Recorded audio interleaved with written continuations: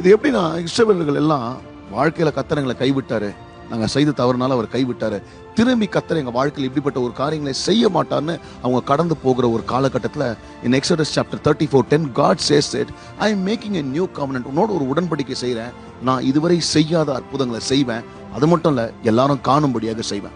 இன்னைக்கும் we are all waiting for God to repeat something in our life. நம்ம வாழ்க்கையில செய்ததோ இல்லை மற்றவங்க வாழ்க்கையில செய்யப்படுதோ கர்த்தர் செய்வார்னு எதிர்பார்க்கிறோம். ஆனால் கர்த்தர் சொல்றாரு, இதுவரை நடக்காத ஒரு விஷயத்தை I want to surprise you with something which I have not done before, and it will happen in front of the people who are watching you, because they will all realize the power of God in your life. மூணு காரியம். ஒன்று, இதுவரை செய்யாத செய்வேன்.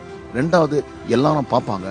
மூணாவது, the Lord is saying I am making a covenant which is for sure this will be done in your life. This month be excited, as God spoke in Exodus 34:10.